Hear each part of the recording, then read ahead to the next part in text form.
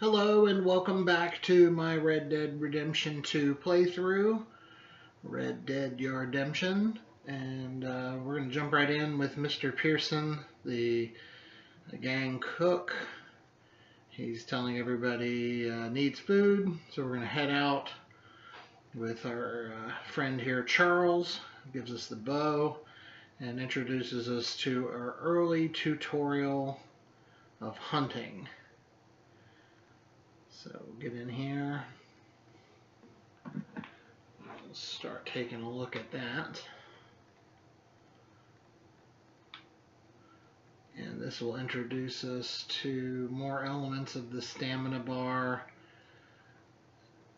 For instance, when you're holding the bow and you draw back the string, that does drain your stamina. So if you hold it too long, it will actually stop. So you want to make sure when you're ready to kill the animal that you're killing with the bow that you're ready to strike. Cut into another cinematic for the crossing to the hunting grounds.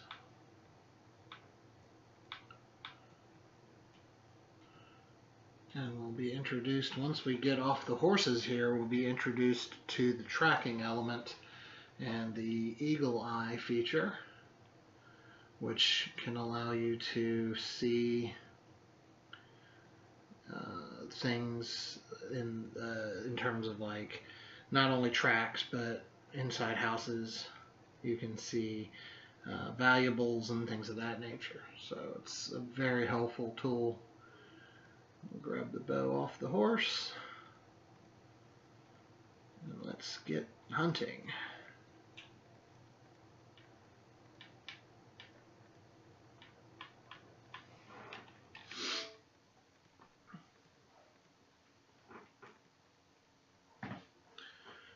So we can see the deer tracks. Looks like it came through here a little while ago. I think this is the, we're joined by one of my cats. You might have heard him in the background there. But this is the first time when I played this that I was struck by how great the water looked.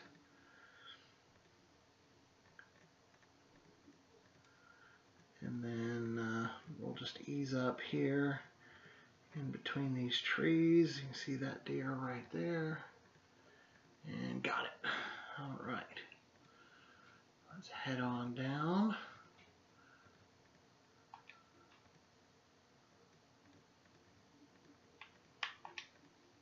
And as you can see, we have our first kills confirmed. Got some blood in the snow. Charles recommends let's go and let's get another one.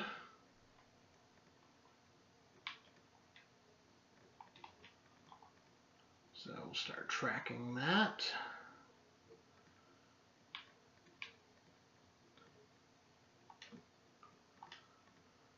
We'll head over here, right along the shoreline. And we should, when we come up here, as you can see, as you get closer, there's far more visual. Oh, got it. All right. Let's come on down.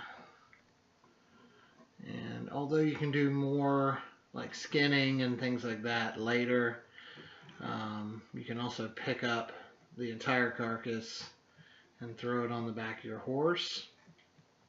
Now, of course, when you do that, it does have the tendency to spoil and it will go bad. So it is something to remember.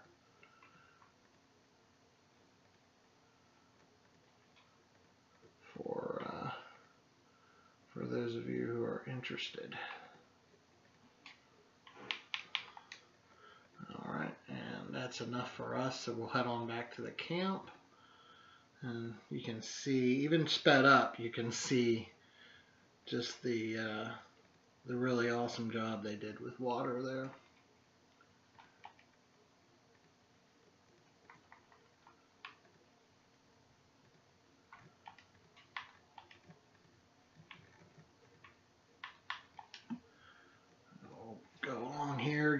backstory from Charles.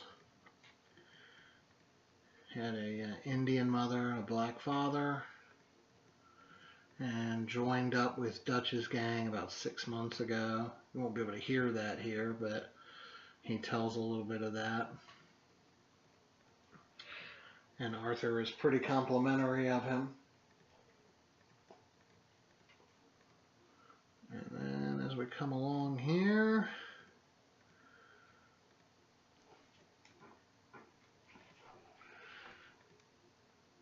we're going to see in just a second, there's a bear. And it gives you the opportunity to draw a weapon on that bear, or you can just let it pass. And for the sake of this play, we are going to let it pass, and you will get to see the horse get spooked by a predator. So if you have not formed a really good bond with your horse, it could kick you off, leaving you at the behest of the predator that spooked it. So you always want to focus on that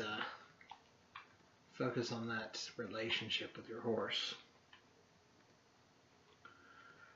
All right, should be getting back to camp here in just a minute, and when we do, we're going to get a quick cutscene and an introduction to the actual skinning elements.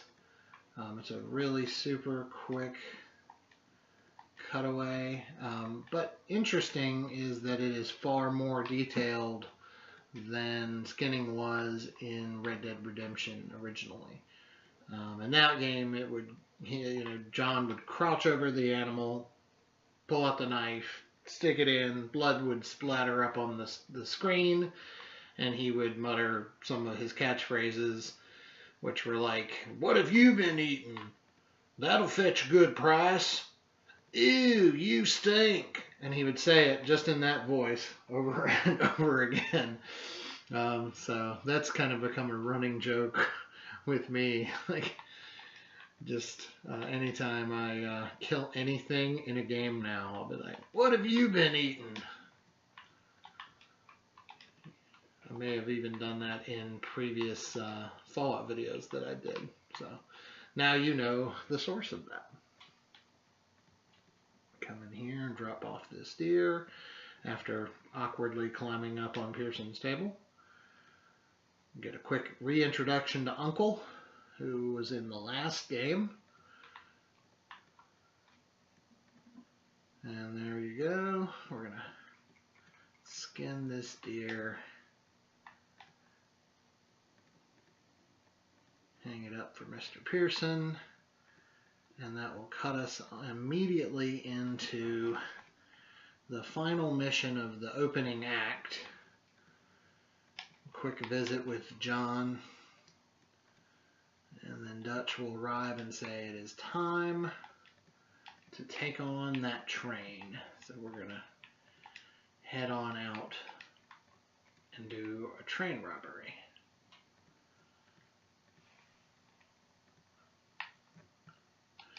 I was very excited to hear when they announced Red Dead Redemption 2 and they started showing some of the teaser photos and those kind of things. The thought went through my mind of all the heists and things that had been added in Grand Theft Auto 5, which if you haven't played, shame on you. It's such a phenomenal, sorry, I got tongue-tied there.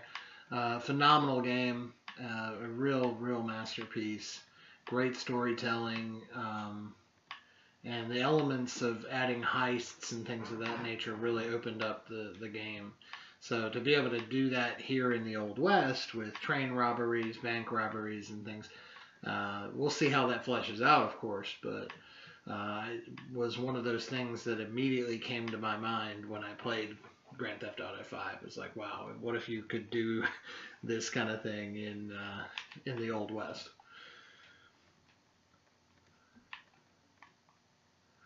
A little formation riding, which feels a little bit like Grand Theft Auto 4's Lost in the Damned kind of riding along with the motorcycle gang. And so we'll stop here and we'll get ourselves a quick visit down to Bill Williamson, who is setting up that dynamite from earlier.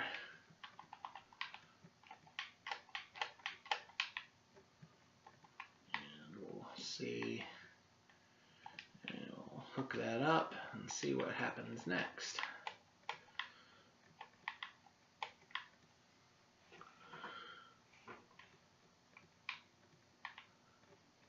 We'll say, though, that this is definitely one of the single most beautiful games, even just in these early stages. I'm really excited to see some of the broader areas and more of the towns, and really see what they've fleshed out, because Rockstar is phenomenal about their environments, so this should be exciting.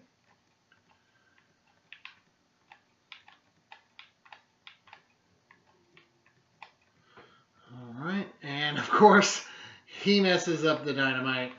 It might have been me. I might have hooked it up wrong. Probably was me.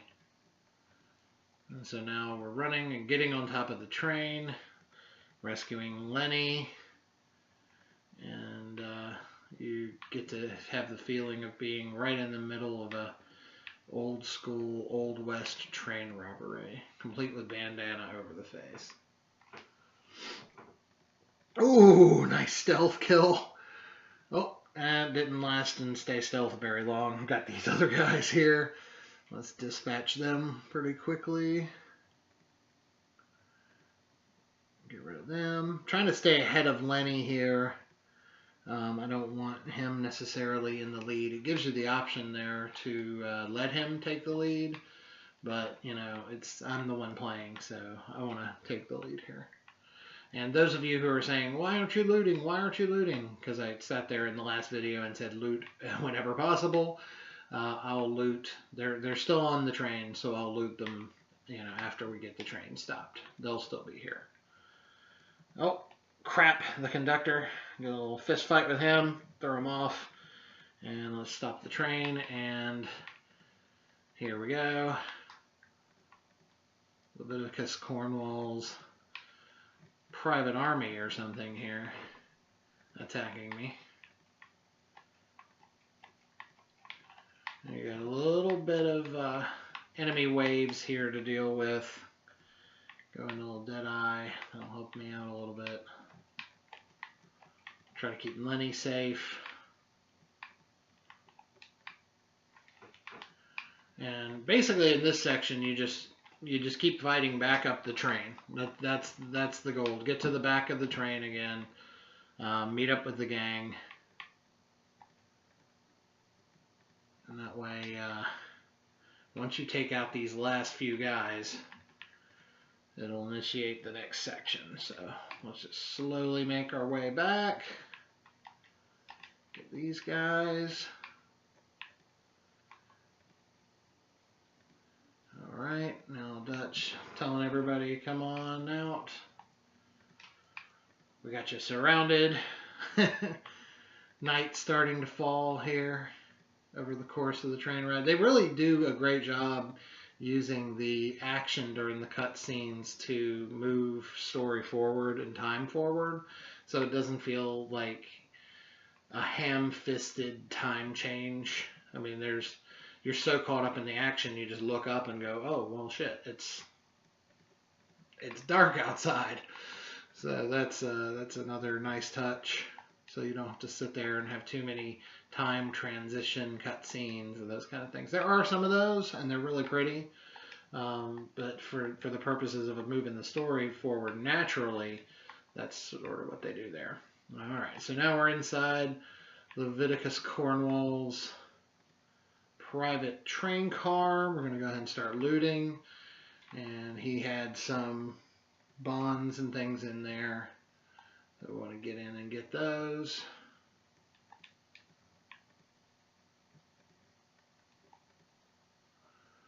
We'll go ahead and grab a few things, and we see our first of our cigarette cards, and that's Black Bell.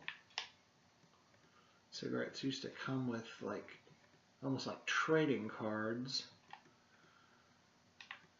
and that will lead up to a nifty little side quest here, I'm sure.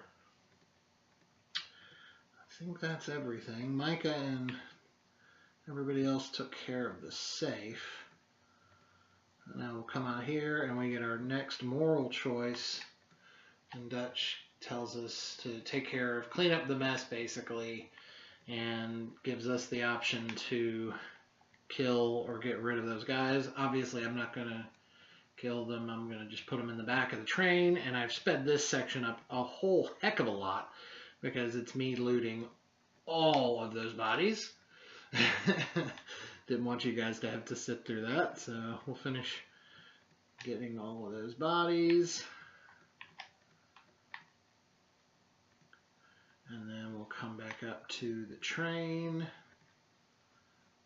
and the engine car. And we'll start it back up here. Well, medicine first.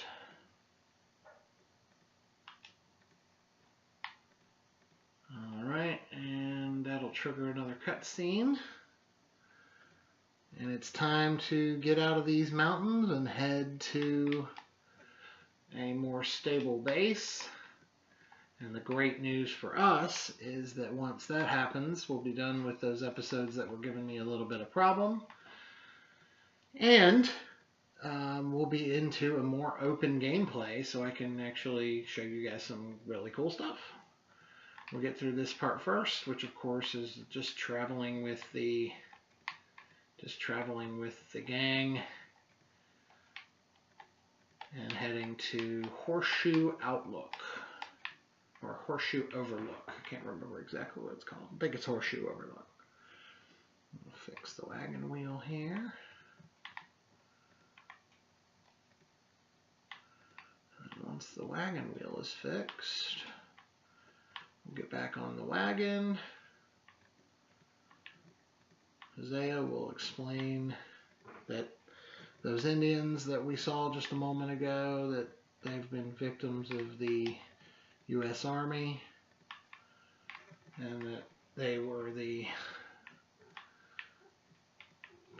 tribe that lived on this land, and that the Army had come through and taken it. Get a little tiny touch of Charles's story, and ever so slightly a hint at John and Arthur's tensions. Again, not really dipping into that much, but definitely explaining that there are tensions, which are kind of obvious. And then here in a second, Isaiah is going to introduce us to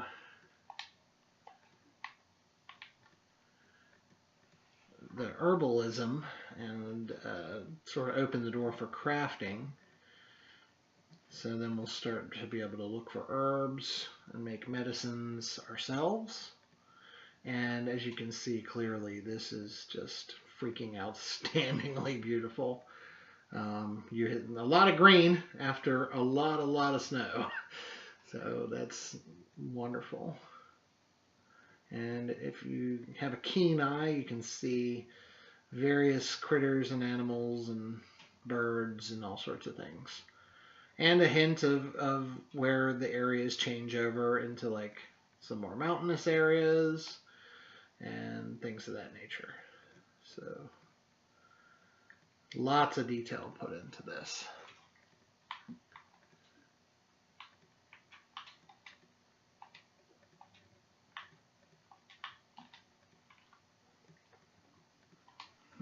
Alright, speed up traveling here, head up this ridge there, and this should be opening us up into the camp,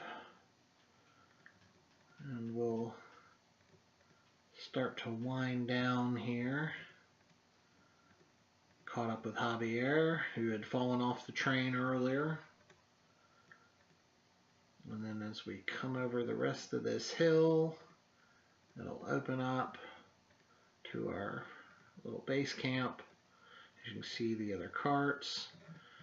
Dutch and Hosea have a little conversation and then start to talk to the gang about the plans, about a town nearby named Valentine. You get a couple introductions, a little more fleshing out, and you get, again, further proof that Dutch Vanderland loves a speech. Introduction to the camp money box. All this stuff I'll go into in the next episode. But I just want to say thank you guys for sitting through these first three. Once this last little scene cuts out, that's going to be it for today. And as always, if you did like this video, please hit like. If you're not already, please hit subscribe. And of course, tell your friends, family, anybody who wants to watch these and our other videos. More is coming. And thank you guys again. Until next time, this has been Red Dead Redemption 2, Red Dead Yarbdemption.